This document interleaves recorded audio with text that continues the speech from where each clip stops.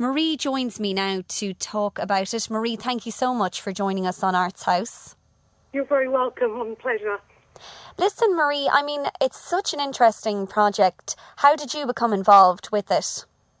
Yeah, it was, I suppose, started with a short research project where Kevin O'Shanahan, the musician, and myself partnered with the Alzheimer's Society and did a series of individual portraits for people that were visiting different daycare centres. And I suppose it was a way of testing the water and seeing if there was means to make a film like this, if there was interest, and to gain feedback as well at the early stages. So I suppose that was our first dipping our toe in the water in terms of interest and viability before we then pursued making, a longer-term collaboration and a kind of completed film that we've now got. And how does it compare with your work today? I know that you're a visual artist based in Cork, and you do actually do a lot of work that has, cultural relevance and deals with kind of difficult subjects anyway. So was this an easy kind of, transition or departure for you? You're right, I do. I tend to make, all my work tends to be kind of immersed in, I suppose, quite challenging subjects, but I saw it as a fantastic opportunity, really. It's amazing to be able to partner with the Alzheimer's Society, and I suppose I kind of felt, I'd been reading about Pauline Loss's, I don't know if you know her work, Pauline Loss's ambiguous loss theory, and having then met a series of individuals and families that had Alzheimer's, I suddenly realised the amazing potential to make a work. But having that kind of solid collaborative partnership made it really viable, I felt. So although I knew it was going to be challenging territory, I was kind of up for embracing that in a way. And as you say, kind of a lot of my work would be kind of in similar areas. So I had a bit of an idea of I suppose, some of the support structures that might be needed to make such a work. But I was excited, to be honest. So how did you go about, I suppose, conveying this very sensitive subject? Well, Kevin and myself very early on wanted to make it almost as if when you go and experience the film, you're almost as if you're immersed in a dementia or an Alzheimer's experience yourself. So we wanted it was as if you were living the life of someone that has the things that they have to kind of deal with on a day-to-day basis. So although we kind of filmed and recorded in real time in a documentary sense, we reimagined the lives of people in a way of, I suppose, giving a kind of a snapshot of what our perception and what our understanding of the condition was or is. Does that make sense? Yes, absolutely. And I don't know if you're familiar with, but I saw a film starring Julianne Moore recently called Still Alice. And, I thought that was an extremely emotive piece as well. So, I mean, was that important to you to kind of portray it as accurately as possible, it being such a sensitive subject and one that's not very talked about, I think? Yeah, I think you're right. And I did see the film, Still Alice, and it was, I suppose for me, it was really important that it was authentic in the sense of nothing was staged, nothing was recreated. So we spent a lot of time just with people, just recording almost everyday activities and interactions. And I think, as you say, it was really important that, and a lot of my work, it's really important in this sense of almost shining a light on something that's not really spoken about, that is still quite shunned. And people are a little embarrassed to speak about. There's a little bit of stigma still. And perhaps in an artwork, it's a safe space to kind of consider some of the things that, might be difficult to talk about for people. And that perhaps an artwork allows a space for that kind of new thinking, perhaps. It must have been a very emotional process for you. Yeah, it was. I think we were fortunate that we had an Arts Council Project Award, so it allowed us a fair bit of production time. So we didn't need to rush anything.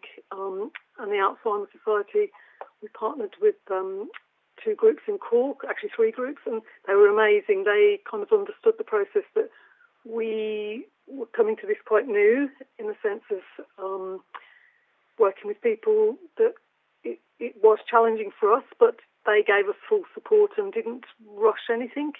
So there was time for Kevin and myself to, I suppose, reflect regularly and critique the work. I suppose for us it was really important that the artwork was as high a standard as we could make it possibly, and having the time and partnership kind of allowed for that, really. But it is challenging territory, yeah. And I suppose as long as you're prepared for that at the onset, that's okay.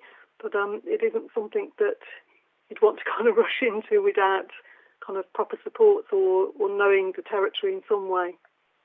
And so you obviously had the cooperation of a lot of families that are affected by Alzheimer's and dementia. What was their reaction, and what was that cooperation like? Yeah, well, initially we worked in 2 daycare centres, one in the city in Cork and one further out in the county. And the staff were amazing and really supportive, and we met family members then at the end of the day when they'd come and collect their loved ones. And we, I suppose, explained what we were doing and showed previous work. And I suppose we were really hoping there might be a potential to go and work in families' homes. But you could never kind of assume that, you could never expect that. It's something that might evolve, and that you might hope that someone might kind of open the door to you. And amazingly, several families did. And I think they trusted us, and they got a sense of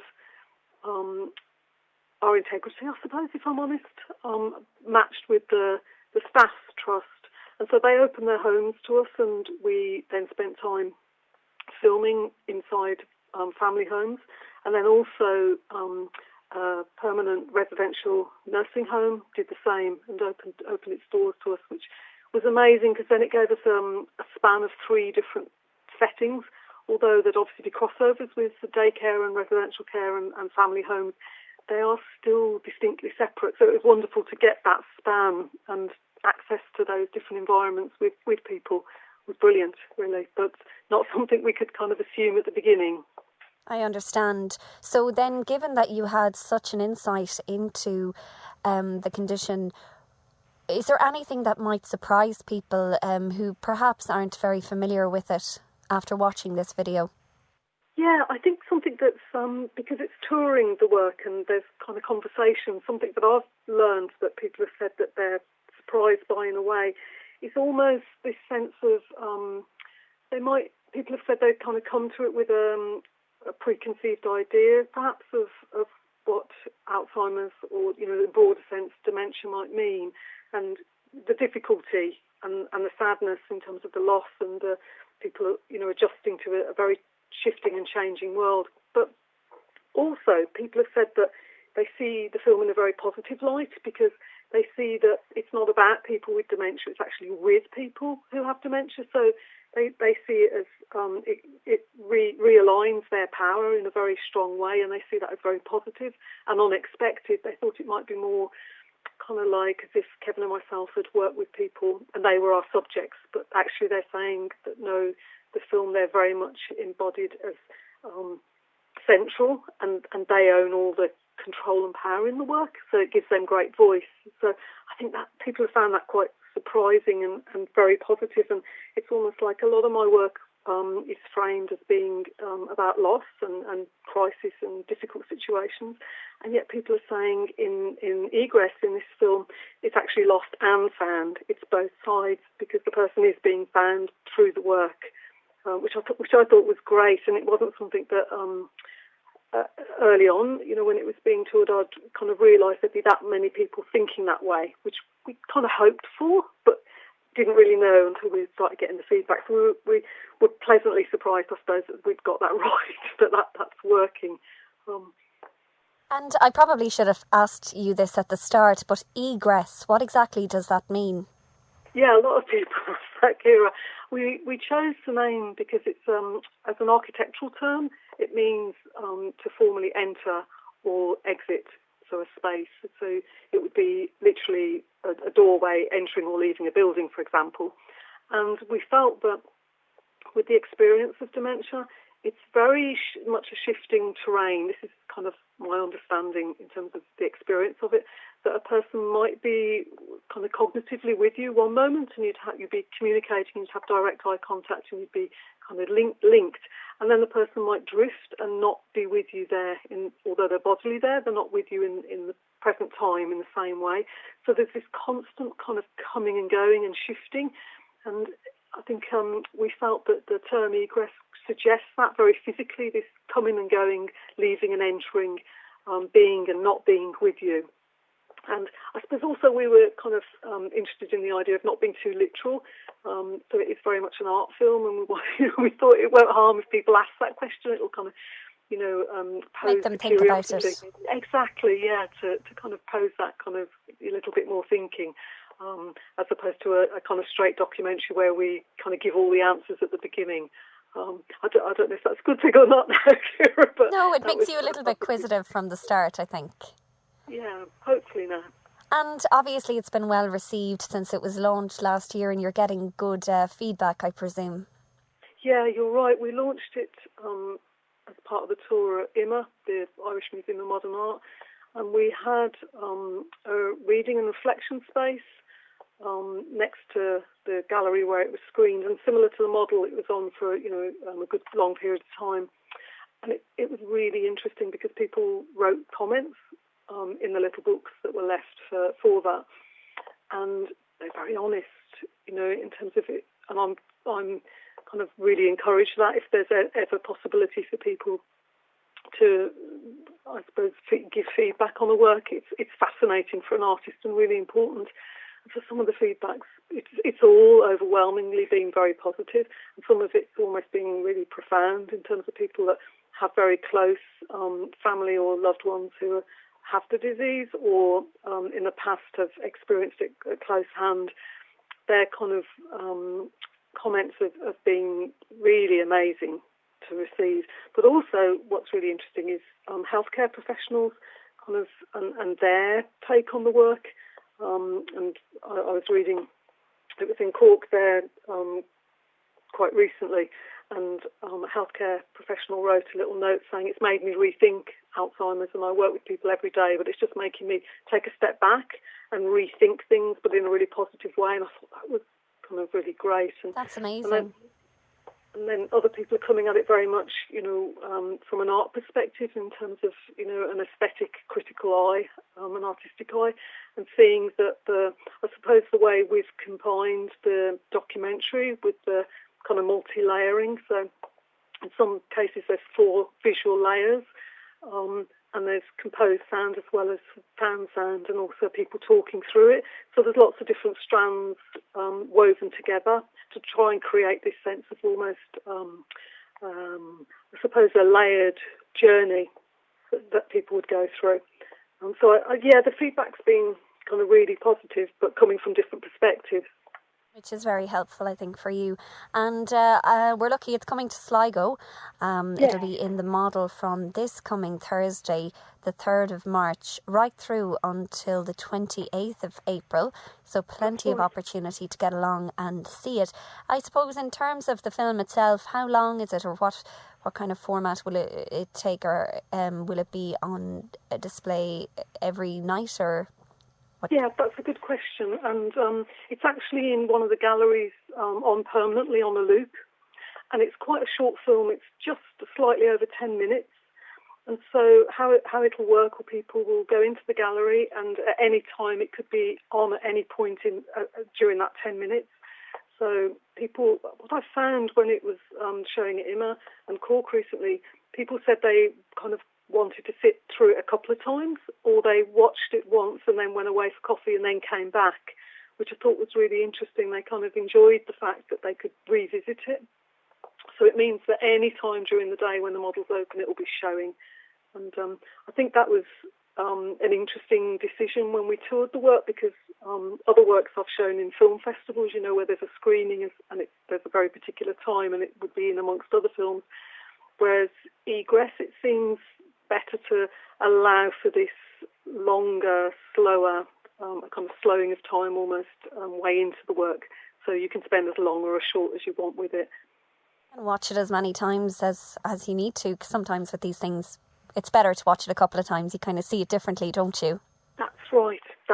And sometimes people have said they come back a different day, kind of a week later, and then they see new things in it. And for some of the people that we've worked with, the family and the collaborators have said they might have seen it several times, but each time they see something slightly different. So I suppose in a gallery it allows for that, which is great. And in terms of your work, I mean, what's next for you? Are you working on anything else that we might be able to see in the future? Yeah, I've just started a new residency at University College Dublin. So I'm the artist in residence for 2016 with the College of Social Science and Law. So that's really exciting. I don't know what work I'll make, but there's amazing, fascinating kind of staff and students there in terms of the disciplines that they'd be covering would be very aligned to some of the interests I'd have in my work. So I'm very confident there'll be a new work that will arise out of that, but I don't know kind of quite what it will be yet. But I've also got a work that's opening next week in Cork as part of a group show, and that would be a work I did called The Amulet, which is I did a long-term collaboration with bereaved parents, and they gifted me access to, I suppose, their story that related to a special object that was significant for them when their child died. And I photographed it and recorded the story about this special little object and made it into a series of 10 kind of sculptural pieces. And some of the work's now living in a collection in the UK, but some of the work's going to be shown in the Wanstead Quay Gallery in Cork. So that's kind of great. It'll get a slightly different viewing in amongst other work that's about commemoration and significance of objects. Fantastic. Well, listen, thank you so much for chatting to us on Arts House, Marie, and congratulations.